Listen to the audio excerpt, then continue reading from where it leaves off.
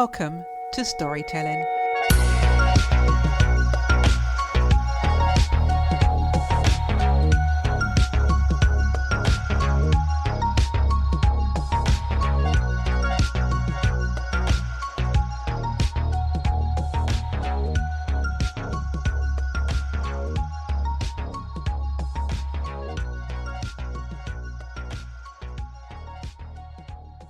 This week's guest is a seasoned leadership coach and a dynamic force behind the podcast Frustrated and Exhausted, a podcast for women in leadership, which brings a unique blend of diplomacy, leadership, and personal transformations to her insightful discussions.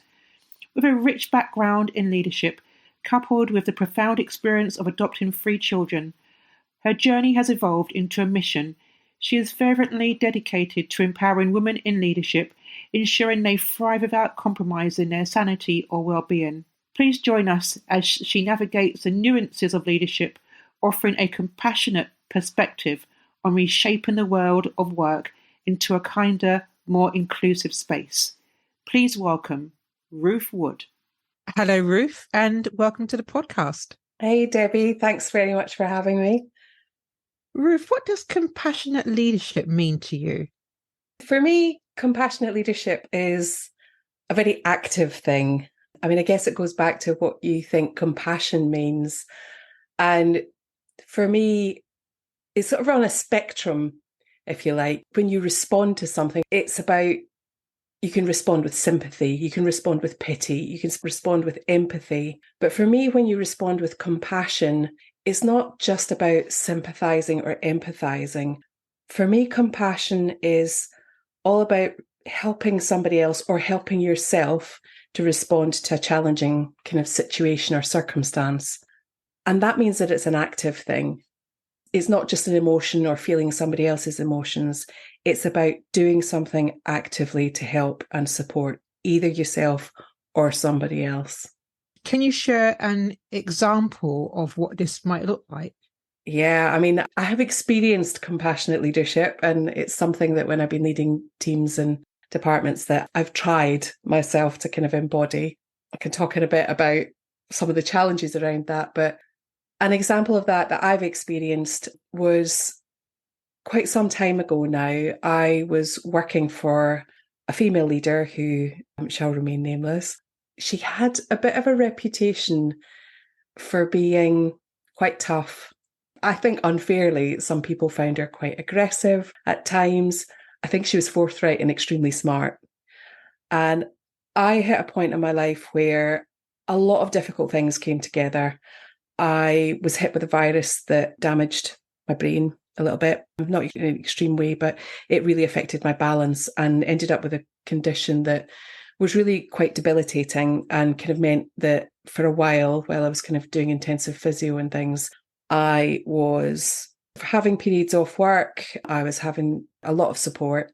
And at the same time, I also found out that I wasn't going to be able to conceive and have children. I'd fairly recently kind of been married and was a little bit older, and, we really wanted to start a family. And I had this point where all of these really tough things kind of came together, and I'd done a lot of quite big roles, quite stressful jobs, and I could feel my resilience kind of almost ebbing out of me. When you're kind of in fight mode all the time, you feel like a bit of a warrior, but you can only hold that up for so long on your own. And I consider myself very grateful that she was my boss at that particular point in time, because she could have given me lots of sympathy. She could have pitied me. She could have given me all sorts of empathy, but that wouldn't have actually done anything for me. And what really helped me was that she was crystal clear about where I stood, in terms of employment and time off and all the rest of it. But she also really supported me to access the help that I needed at that time. So she was really clear with me about what my responsibilities were in that period in terms of work. But she worked with me to make everything as manageable and adaptable as possible in terms of what I needed at that time. And for me, that was a huge relief, partly from the clarity that I got from her. I knew where I stood, and partly also from the support that I got. You know, if I'd had a boss at that time who wasn't prepared to sort of put themselves out, to set things up for me, to kind of reach out, to work with me, to figure out what I could and couldn't do in that period, to get occupational health involved and all of those different things, I would have really floundered, and I would have left a career probably, or had to leave a career that I really didn't want to. And it got me through that really tough stage. She was looking at my track record. She was thinking about what would be possible in future from an organisational point of view. And frankly, she was also just a human being. You know, she did offer some empathy, not maybe as much as some would have, but I didn't need that. What I needed from her was the support and the clarity to help me kind of get through that really tough period of my life. And just on a personal note as well, because despite this awful news, you did actually go on to grow a family. Do you want to just quickly? Yes. So, yes, I now have 3 children. We chose to adopt our children rather than go through all the fertility stuff. I'm quite a driven person, and I know that I don't know when to stop things sometimes. And I was really concerned that if we had kind of gone through the IVF route, that I wouldn't know when enough was enough. And I know myself well enough to appreciate that about myself, but to know that while it has its positives, it can have its negatives. And we now have 3 amazing kids who, have been with us 7 years now. Wow. So it's been a while. And that was quite a journey in itself. That's amazing. Talking about the impact of a compassionate leader, how does practicing compassion as a leader impact team dynamics and the overall productivity? If you look at the research, it shows that practicing compassionate leadership is a really positive thing in terms of building trust and psychological safety in a team. And, you know, we know that that is the foundation of high performance in teams. And there's tons of research out there around that. It creates an environment where people know where they stand. They know that their humanity and their whole self will be recognised in the workplace, not just, I'm going to push out this report today, or I'm going to build that thing today. And when people feel safe and they feel that they can trust their leader and that they can trust the people around them, that creates the opportunity for much more creativity. It creates the opportunity for failure, which might sound a bit odd, but if we're going to innovate and create new things and new ways of doing things and improve, we're only going to be able to do that when we can fail. And we can only fail when we have leaders who we know are not going to blame and shame, where they're going to actually go, right, okay, what have we learned from that? How do we move on? And so I think compassionate leadership can really create that environment. It's something that's really big in health and social care, not always practiced, but the concept is really important because the consequences of failure are much greater. I mean, if you look at the work of somebody like Amy Edmondson around, well, she's got a new book out on failing, but also around psychological safety and around team dynamics. Her work on psychological safety and everything came out of research that she was doing in healthcare, where she was looking at failure rates in terms of surgeries and things like that. And what she actually discovered were the failure rates were much higher when there was an environment where people didn't feel safe to speak up if they felt there was a mistake, or a surgeon or a consultant was doing something that was potentially unsafe. And she compared that then to when people did feel that they could speak up and they did feel safe. And again, a lot of that comes from psychological safety, but that psychological safety comes from working with leaders who create that dynamic in their team. They have that compassion. They see the humanity. And it doesn't mean that they're necessarily always nice, but it means that you can trust them, that they're going to be truthful and honest. And if you need support, they're going to support you. So there are different leadership styles. So how can one be a compassionate leader and maintain authority at the same time? How do you strike that balance? So I think striking the balance comes down to being respected. And I guess it depends what you think people are going to respect you for. Leadership is tough. There is absolutely no doubt about that. And being able to flex styles is important.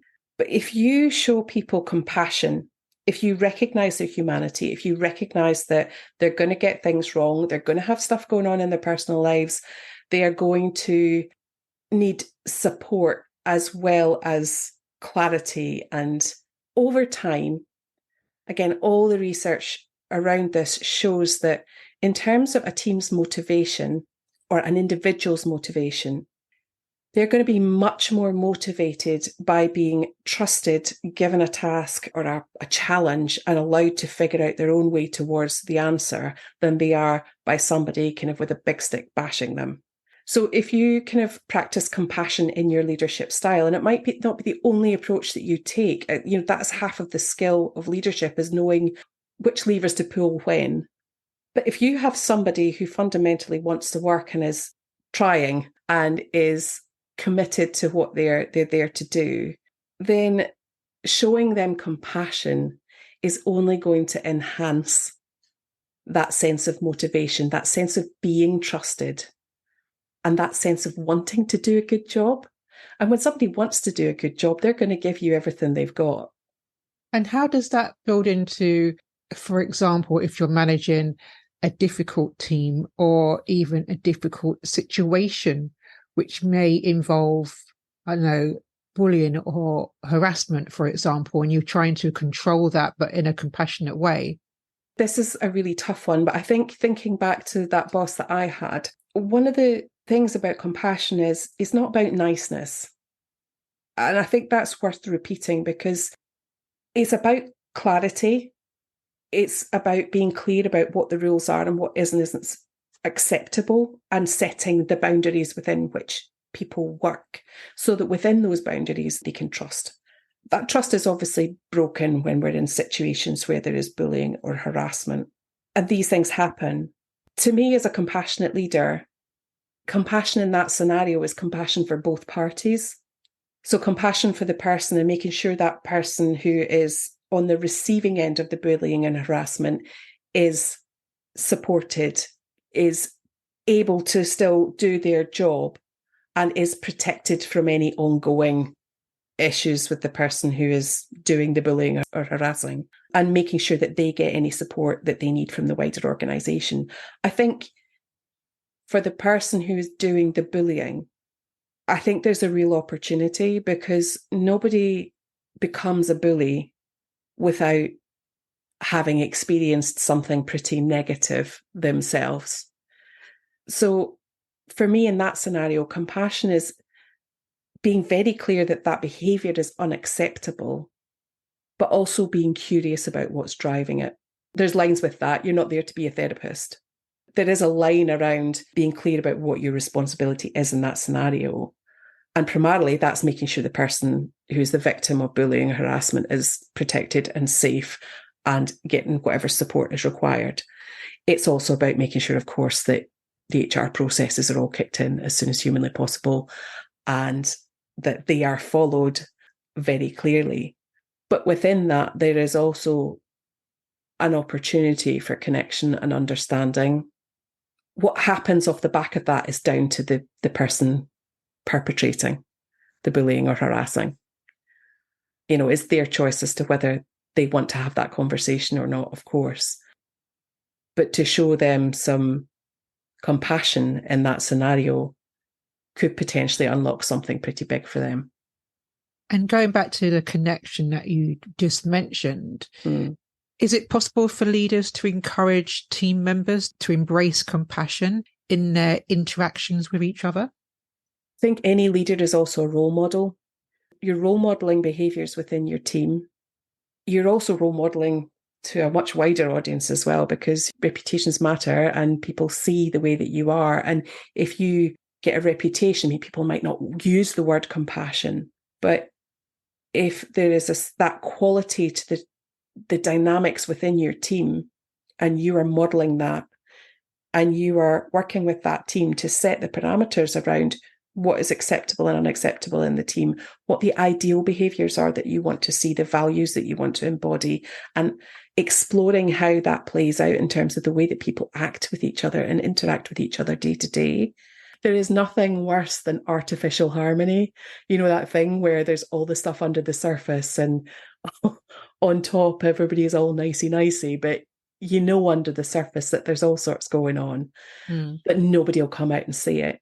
So it's getting your team to a point where they trust each other enough to be able to have the difficult conversations as well.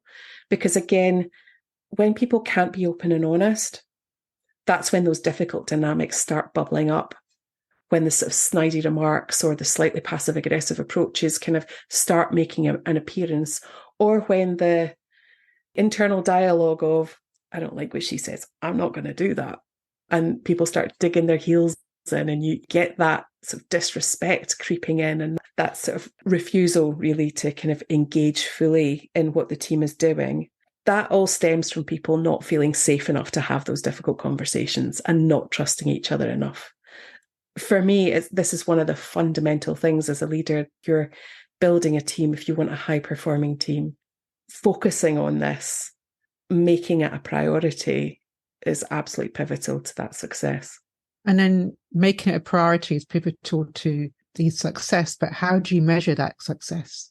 To me, if teams are thinking about success, there has to be kind of a broad trajectory kind of set, obviously, by the organisation and whoever the leader is, but the team has to really be involved in articulating what that success looks like and in agreeing how they're going to measure their success, not only in terms of what the output is, but also potentially in how they choose to get to that outcome or output. Work with lots of teams where there is a real focus on delivery and there is a real focus on outcome. And of course, that is important. That's what you're there to do. That's the job. There are fewer teams who kind of regularly reflect on how they've got there, on the relationships, on how they are working together. You might kind of get the exception of an annual away day where there might be a little session on that. But there are very few teams out there who build that into how they operate. And yet that is part of what creates that sense of trust and honesty and being able to put the difficult stuff on the table. It's also having that time to reflect as a team on, okay, how do we get there? How are our relationships going? Could we improve anything? And making those sorts of tweaks, not just kind of, right, we missed that KPI, what we're going to do about it. That what we're going to do about it can't just be about the functional stuff. It also has to be about the how we get there together and how we operate together in order to do that. How do you envision the role of compassion evolving in leadership in the future? I think in the world that we live in now, it's going to become more and more important. And I think as well, when more and more teams are operating hybrid, there's less physical time together, it's going to have to become a much more deliberate thing that people are focused on in order to retain the level of connection that people need in order to work well together. I think if we're talking about pace of change and, you know, all the technology driven changes that we're sort of experiencing and are, you know, that's not going to stop. And that pace has only increased over time and that'll probably continue. If we are going to, as human beings, kind of retain our resilience and our ability to create and innovate, the importance of creating that sense of trust and safety in teams is only going to grow, I think. And hopefully reduce burnout, which is what we're currently seeing now. Well, I think this is one of the other things, you know, if you think about resilience, some people think about it as being tough and strong and we're just going to power through this, that, and the other. I just don't see it like that at all. Resilience is about our ability to adapt to change. And when you think about how much the pace of change has increased, it's not really surprising that we're being stretched in this way, that people are burning out. We've not really got necessarily a deliberate enough focus on the human side of change. It's great rolling out lots of new technology and everything, but unless we're also helping people to develop, and it is possible to develop and grow our resilience. Unless we're helping people to do that, then people are going to continue to burn out. Change is stressful. It puts stress on our bodies. We're already living in very stressful times. Our cortisol goes through the roof. That can often mean as well that we're pushing our brains into more of a fight or flight response. And when we get into that place and we're in fight or flight, it's no wonder that workplace dynamics are becoming more difficult, that there's potentially increasing amounts of negative conflict in teams as opposed to healthy conflict, which can be great for creativity. But if you are under stress, and again, this is a really important thing for leaders in terms of compassion, if you are not building your own resilience and looking after your own resilience, when you're under periods of stress, it is increasingly difficult to find the mental capacity to offer other people compassion. There is such a thing as compassion fatigue. As a doctor, it's something that I hear a lot about, because when you are in an environment where there are lots of demands being placed on you, that other people are stressed, burnt out, needing more and more and more support from you, the psychological reaction to that when it becomes too much, when your own stress levels are too high, when your own resilience becomes low, is compassion fatigue. And that leads to you psychologically withdrawing your support and withdrawing your compassion from other people. And it is a very natural response. Your brain is protecting itself. Again, in leadership roles, in order to be able to offer other people compassion, in order to be able to retain a real sense of perspective, you really need that focus on your own resilience. What can a leader do to start thinking about compassion? Because they may be halfway through a leadership journey. They haven't maybe displayed the compassion that we've discussed so far, but reflecting back on your own experience and how you envisage compassion being crucial in a leadership role, what is the first steps that someone can do? You sort of hinted at it a little bit there in the question, actually. I think the first thing is raising your self-awareness around compassion and actually thinking about your own behaviours at the moment. What are those behaviours? Are you demonstrating compassion anywhere? Are you experiencing compassion, or have you experienced compassion? And spending some time just with yourself thinking about, actually, who do I see around me who shows compassion in their leadership style? What does that look like? What have I experienced in terms of compassion? What has that enabled for me? And then just spend some time sort of thinking about, well, if I was to start to integrate some of this into my leadership, what would I be doing differently? What would I be doing that I'm not doing now? And some of that is really starting to think about your team's needs on an individual level. And it's thinking about it in terms of performance as well. So it's not sort of compassion for compassion's sake. There's a purpose to this. So it's really starting to look at people and sort of think, okay, I see you. Some of those behaviours are maybe not quite what I want to see. Let's have a conversation about that. What is it that they are missing, that they need in order to be able to perform in a different way? What is going on in their life that is potentially impacting? It's really about knowing your people, understanding them, and taking the time to really focus on that rather than just the bottom line, the KPIs, or what's in your chart. Ruth, I think our discussion has been really enlightening, and I'm really hoping that the audience will get so much from what we have discussed. And I just want to thank you so much for being a guest on this podcast. It's been absolutely fantastic talking to you, Debbie. Thank you so much.